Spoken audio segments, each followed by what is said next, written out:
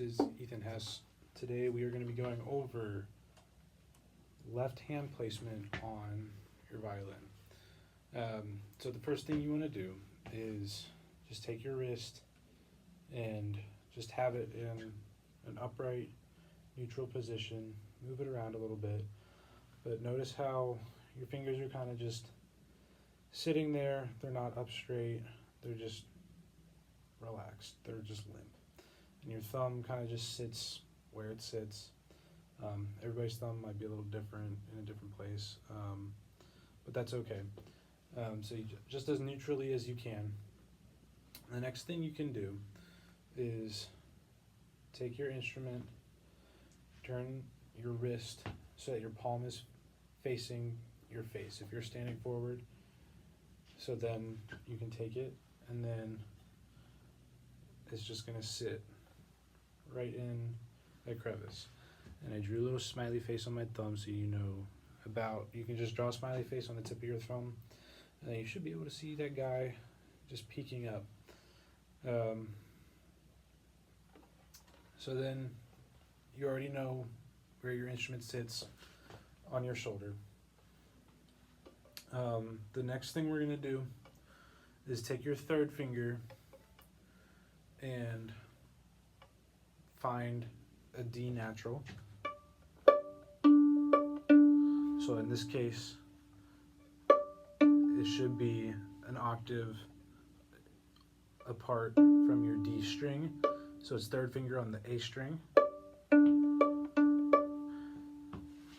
And then if you take your second finger, and put it right next to your third finger, that will be your C sharp. So it should sound like this.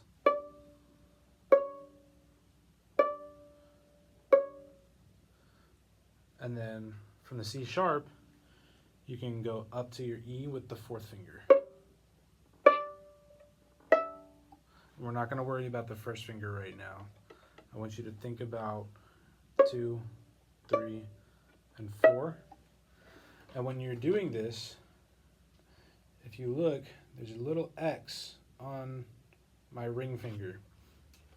And your fingers should land a little bit more on the right side when you're putting your fingers down on the instrument. So don't just put your fingers down anywhere on the string. You want to think about being more on the pad of your finger, so it's not right on the nail, which would look more like that. And then you don't want to be like this. It's going to be right on that X.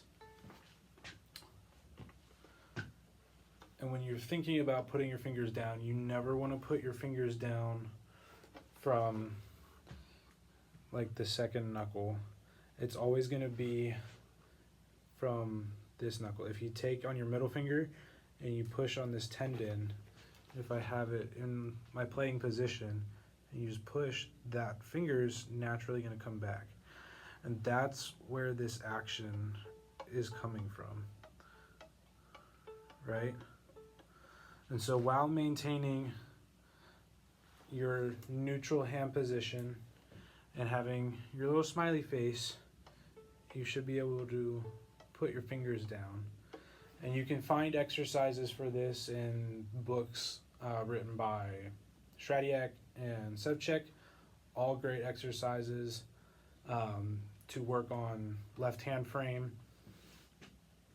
and finger action and finger placement and where your left hand sits on your instrument. And the whole idea of pitching these notes is to eliminate the idea of playing with your bow, because then you are thinking about how all of this is working, and if you're just starting, it will make it a lot more confusing to have your bow. So when you're playing through things like Sevchek or Stradiak, just pits it so you can get the finger action down in your left hand. And that is all for today.